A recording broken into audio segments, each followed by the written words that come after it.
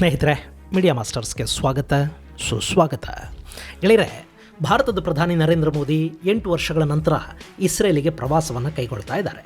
ಈ ಭೇಟಿ ರಾಜತಾಂತ್ರಿಕ ಅನ್ನೋದಕ್ಕಿಂತ ಹೆಚ್ಚಾಗಿ ಎರಡು ದೇಶಗಳ ನಡುವೆ ರಕ್ಷಣಾತ್ಮಕ ಸಂಬಂಧಗಳನ್ನು ಗಟ್ಟಿ ಮಾಡೋ ಭೇಟಿ ಅನ್ನಿಸ್ಕೊಳ್ತಾ ಇದೆ.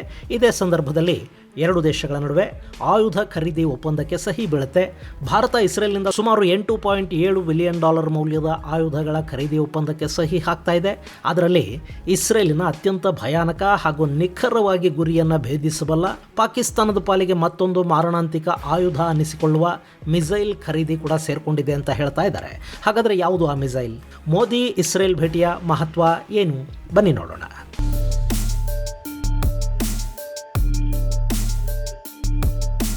ಗೆಳೆಯರೆ, ಒಂದು ಕಾಲ ಇತ್ತು, ಭಾರತ ಇಸ್ರೇಲ್ ಜೊತೆ ಸಂಬಂಧಗಳನ್ನು ಇಟ್ಕೊಂಡಿತ್ತು. ಆದರೆ ಅದನ್ನು ಬಹಿರಂಗಗೊಳಿಸುವ ಸ್ಥಿತಿಯಲ್ಲಿರಲಿಲ್ಲ.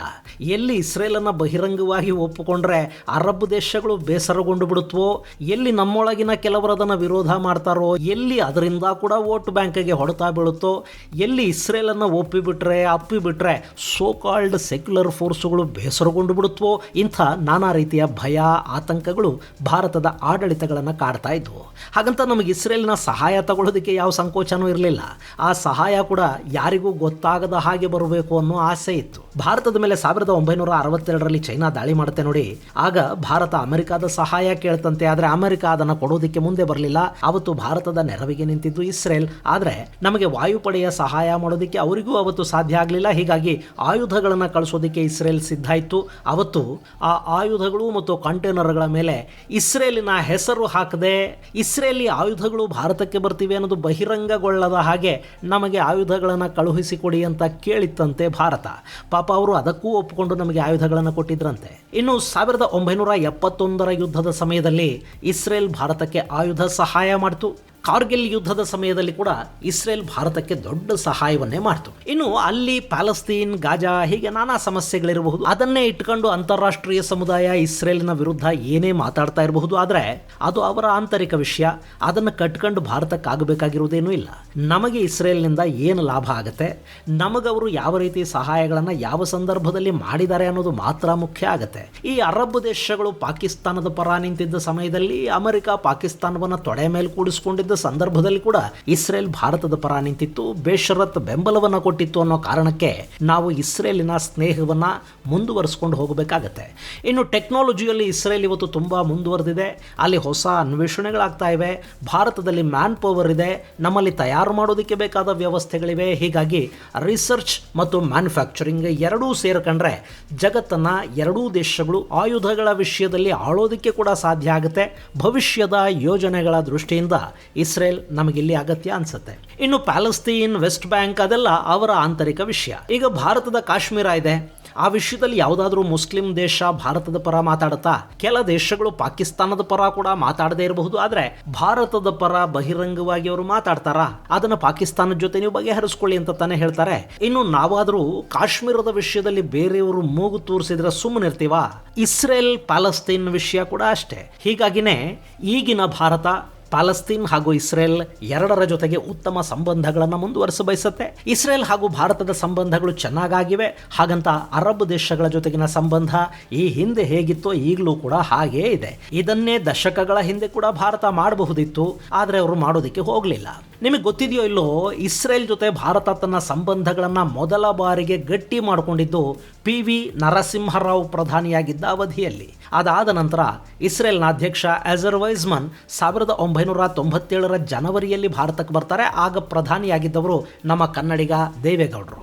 ಆನಂತರ 2000ರಲ್ಲಿ ಅವತ್ತಿನ ಗೃಹ ಸಚಿವ LK ಅಡ್ವಾಣಿ ಇಸ್ರೇಲಿಗೆ ಭೇಟಿ ಕೊಡ್ತಾರೆ. ಅವರು ಇಸ್ರೇಲ್ ಪ್ರವಾಸ ಕೈಗೊಂಡ ಮೊದಲ ಭಾರತದ ಗೃಹ ಸಚಿವ ಅನ್ನಿಸ್ಕೊಳ್ತಾರೆ. ಆ ನಂತರ ಅಥವಾ ಅದಕ್ಕೂ ಮೊದಲು ಕೂಡ ಯಾವ ಭಾರತದ ಪ್ರಧಾನಿಯೂ ಇಸ್ರೇಲಿಗೆ ಹೋಗಲಿಲ್ಲ. 2017ರಲ್ಲಿ ಆ ಕೆಲಸವನ್ನು ಪ್ರಧಾನಿ ಮೋದಿ ಮಾಡಿದರು. ಅವರು ಇಸ್ರೇಲಿಗೆ ಭೇಟಿ ಕೊಟ್ಟ ಭಾರತದ ಮೊದಲ ಪ್ರಧಾನಿ. ಈಗ ಮೋದಿ 2ನೇ ಬಾರಿ ಇಸ್ರೇಲ್ ಭೇಟಿ ಕೈಗೊಳ್ತಾ ಇದ್ದಾರೆ. ಈ ಸಂದರ್ಭದಲ್ಲಿ ಇಸ್ರೇಲ್ ಹಾಗೂ ಭಾರತದ ನಡುವೆ ಸುಮಾರು $8.7 ಬಿಲಿಯನ್ ಮೌಲ್ಯದ ರಕ್ಷಣಾ ಖರೀದಿ ಮತ್ತು ಮೇಕ್ ಇನ್ ಇಂಡಿಯಾ ಒಪ್ಪಂದಗಳಿಗೆ ಸಹಿ ಬೀಳಲಿದೆ ಅಂತ ಹೇಳ್ತಾ ಇದ್ದಾರೆ.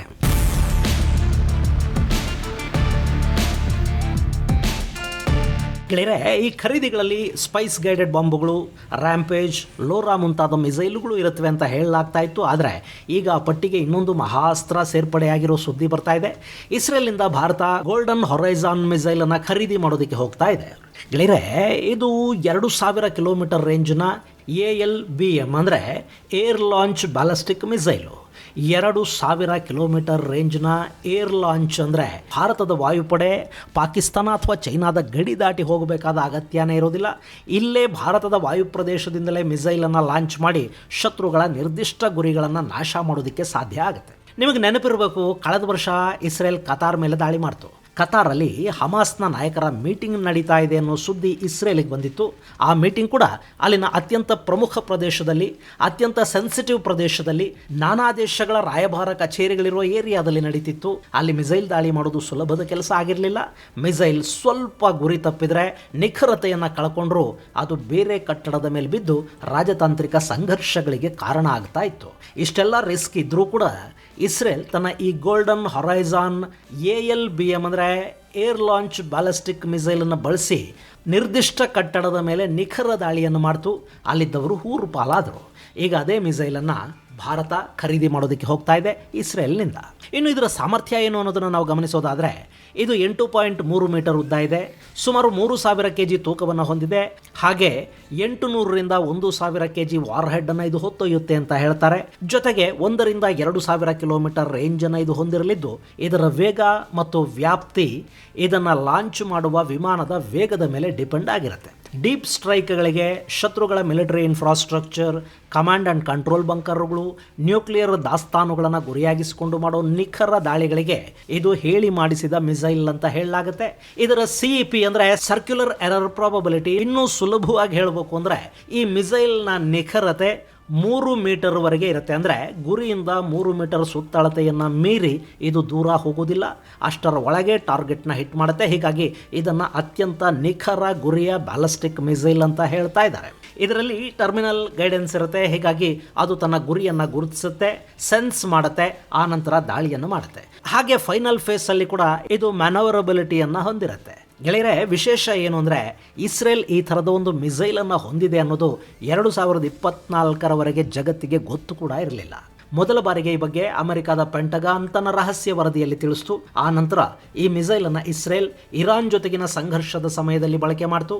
ಆಗ ಅದು ಸಿರಿಯಾ ಮೇಲಿಂದ ಹಾರಿ ಇರಾನ್ ಮೇಲೆ ದಾಳಿ ಮಾಡ್ತು. ಆದರೆ ಆ ಮಿಸೈಲ್ ಸಿರಿಯಾ ಮೇಲೆ ಹಾರಿದ್ರೂ ಕೂಡ ಅಲ್ಲಿ ಇರಾನ್ ಇರಿಸಿದ್ದ ರೆಡಾರ್ಗಳ ಕಣ್ಣಿಗೆ ಬೀಳಲೇ ಇಲ್ಲ.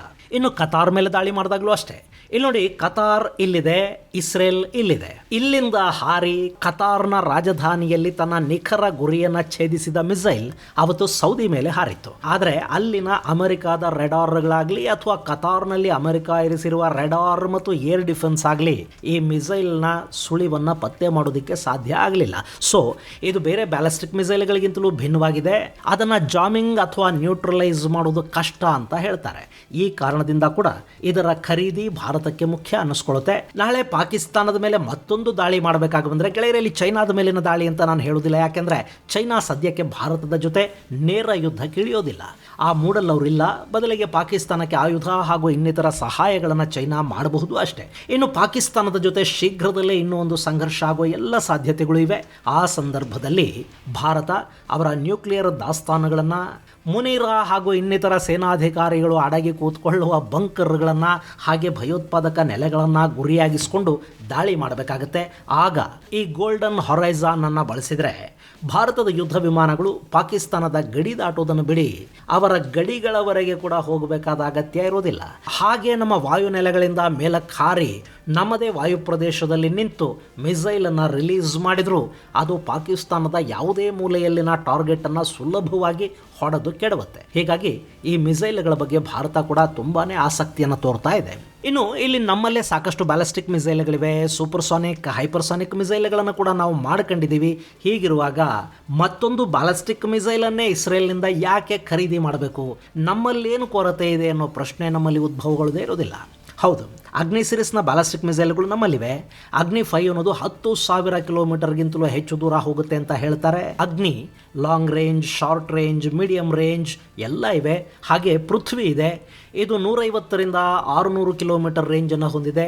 ಇವೆರಡೂ ಕೂಡ ಸರ್ಫೇಸ್ ಲಾಂಚ್ ಬ್ಯಾಲಿಸ್ಟಿಕ್ ಮಿಸೈಲುಗಳು. ಇನ್ನು K-15 ಸಾಗರಿಕಾ, ಧನುಷ್ ಇವು ಸಬ್ಮರೀನ್ ಲಾಂಚ್ ಬ್ಯಾಲಿಸ್ಟಿಕ್ ಮಿಸೈಲುಗಳು. ಹಾಗೆ ನಮ್ಮ ಅಗ್ನಿ ಬಲಿಷ್ಠವಾಗಿದೆ, ಆದರೆ ಅದರ CEP 40 ಮೀಟರ್ವರೆಗೆ ಇದೆ. ಗೆಳೆಯರೆ, ನ್ಯೂಕ್ಲಿಯರ್ ವಾರ್ ಹೆಡ್ಡನ್ನು ಬಳಸುವಾಗ CEP ಅನ್ನೋದು ತುಂಬ ಮುಖ್ಯ ಏನಾಗೋದಿಲ್ಲ. ಅಣ್ವಸ್ತ್ರ ಅನ್ನೋದು ಟಾರ್ಗೆಟ್ನಿಂದ 40 ಮೀಟರ್ ಸುತ್ತಳತೆಯಲ್ಲಿ ಬಿದ್ದರೂ 100 ಮೀಟರ್ ಸುತ್ತಳತೆಯಲ್ಲಿ ಬಿದ್ದರೂ ಮಾಡಬೇಕಾದ ಡ್ಯಾಮೇಜನ್ನು ಮಾಡೇ ಮಾಡುತ್ತೆ. ಆದರೆ ಪ್ರಿಸಿಷನ್ ಸ್ಟ್ರೈಕ್ ಮಾಡಬೇಕಾಗಿ ಬಂದಾಗ CEP ಕಡಿಮೆ ಇರಬೇಕು. ಈಗ ನಮ್ಮ ಬ್ರಹ್ಮೋಸ್ ಇದೆ ನೋಡಿ, ಅದರ CEP 1 ಮೀಟರ್ನಷ್ಟು ಮಾತ್ರ ಇದೆ. ಆದರೆ ಅದು ಬ್ಯಾಲಿಸ್ಟಿಕ್ ಮಿಸೈಲ್ ಅಲ್ಲ, ಅದು ಸೂಪರ್ಸಾನಿಕ್ ಕ್ರೂಸ್ ಮಿಸೈಲು. ಅದು ಹೊತ್ತೊಯ್ಯುವ ವಾರ್ ಹೆಡ್ನ ತೂಕ 200ರಿಂದ 300 kg ಮಾತ್ರ ಇರುತ್ತೆ. ಈ ಗೋಲ್ಡನ್ ಹೊರೈನ್ ಆದರೆ ಸುಮಾರು 1,000 kgಯವರೆಗೆ ವಾರ್ ಹೆಡ್ಡನ್ನು ಹೊತ್ತೊಯ್ಯುತ್ತೆ. ಹೀಗಾಗಿ ಇದರ ದಾಳಿಯ ತೀವ್ರತೆ ಹೆಚ್ಚಿರುತ್ತೆ. ಇನ್ನು ನಾವು ಕೂಡ ನಮ್ಮದೇ ಆದ ರುದ್ರಂ ಹಾಗೂ ಇನ್ನಿತರ ಮಿಸೈಲ್ಗಳಲ್ಲಿ ಸಿದ್ಧ ಮಾಡ್ಕೋತಾ ಇದ್ದೀವಿ. Air launch ballistic missile project ಕೂಡ ನಡೀತಾ ಇದೆ. ಅದು ನಮ್ಮ ಬತ್ತಳಿಕೆಯನ್ನು ಸೇರೋದಕ್ಕೆ ಇನ್ನೂ 2-3 ವರ್ಷಗಳ ಕಾಲ ಬೇಕಾಗಬಹುದು. ಅಲ್ಲಿವರೆಗೆ ಕೂಡ ಬಲಿಷ್ಠ ಆಯುಧಗಳಿರಬೇಕಾಗತ್ವೆ. ಹೀಗಾಗಿ ಈ ಹೊರೈಜಾನ್ ಖರೀದಿಗೆ ಭಾರತ ಮುಂದಾಗ್ತಾ ಇದೆ. ಗೆಳೆಯರೆ, ಆಯುಧಗಳು ಕೇವಲ ಯುದ್ಧ ಮಾಡೋದಕ್ಕೆ ಮಾತ್ರ ಇರೋದಿಲ್ಲ, ಅವು ಸಂಭಾವ್ಯ ದಾಳಿಗಳನ್ನು ತಪ್ಪಿಸಿ ಶಾಂತಿ ನೆಲೆಗೊಳಿಸೋದರಲ್ಲಿ ಕೂಡ ಸಹಾಯ ಮಾಡುತ್ತವೆ. ಮೊನ್ನೆ ನೋಡಿ, ನಾವು ನಮ್ಮ ಆಯುಧಗಳ ಮೂಲಕ ಪಾಕಿಸ್ತಾನದ ಏರ್ ಬೇಸುಗಳನ್ನು ಹೊಡೆದು ಹಾಕಿದ್ವಿ. ಹೀಗಾಗಿ ಆ ಯುದ್ಧ ನಿಂತೇ ಹೋಯಿತು. ಸೊ ಬಲಿಷ್ಠ ಆಯುಧಗಳಿರಬೇಕು. ಭಾರತ ಅದನ್ನು ತುಂಬಿಕೊಳ್ತಾ ಇದೆ. ಇನ್ನು ಮೋದಿ ಇಸ್ರೇಲ್ ಭೇಟಿಲಿ ಎರಡೂ ದೇಶಗಳ ನಡುವಿನ ಮುಕ್ತ ವ್ಯಾಪಾರದ ಬಗ್ಗೆ ಕೂಡ ಮಾತುಕತೆಗಳು ನಡೆಯುತ್ತವೆ. ಹಾಗೆ ಎರಡು ದೇಶಗಳ ನಡುವೆ ರಕ್ಷಣಾ ತಯಾರಿಯ ಜಂಟಿ ಒಪ್ಪಂದಗಳಿಗೆ ಸಹಿ ಬೀಳುತ್ತೆ. ಈಗ ಇಸ್ರೇಲ್ ಕೇವಲ ಭಾರತದ ಆಯುಧ ಮಾರಾಟಗಾರನಾಗಿ ಮಾತ್ರ ಇಲ್ಲ, ಬದಲಿಗೆ ಇಸ್ರೇಲ್ ಮತ್ತು ಭಾರತಗಳು ಜಂಟಿಯಾಗಿ ಸಾಕಷ್ಟು ಆಯುಧಗಳನ್ನು ತಯಾರು ಮಾಡ್ತಾ ಇವೆ. ಇಸ್ರೇಲ್ ಭಾರತದ 2ನೇ ಅತಿದೊಡ್ಡ ರಕ್ಷಣಾ ಪಾಲುದಾರ ಅನ್ನಿಸ್ಕೊಳ್ತಾ ಇದೆ. ಇನ್ನು ಈಗ ಭಾರತದ ಪ್ರಧಾನಿಯ ಈ ಭೇಟಿಲಿ ಯಾವ್ಯಾವ ಹೊಸ ಒಪ್ಪಂದಗಳಿಗೆ ಸಹಿ ಬೀಳುತ್ತೆ ಅನ್ನೋ ಕುತೂಹಲ ನಮಗೆ ತಣಿಯೋದಕ್ಕೆ ಇನ್ನು ಸ್ವಲ್ಪ ಸಮಯ ನಾವು ಕಾಯಬೇಕು. ಇದು ಗೆಳೆಯರೆ ಗೋಲ್ಡನ್ ಹೊರೈನ್ಗೆ ಸಂಬಂಧಪಟ್ಟ ಒಂದಷ್ಟು ಮಾಹಿತಿ. ಮುಂದಿನ ಸಂಚಿಕೆಯಲ್ಲಿ ಮತ್ತಷ್ಟು ವಿಶೇಷಗಳ ಜೊತೆ ಮತ್ತೆ ಭೇಟಿಯಾಗೋಣ. ಅಲ್ಲಿವರೆಗೆ ಜೈ ಹಿಂದ್, ಜೈ ಕರ್ನಾಟಕ.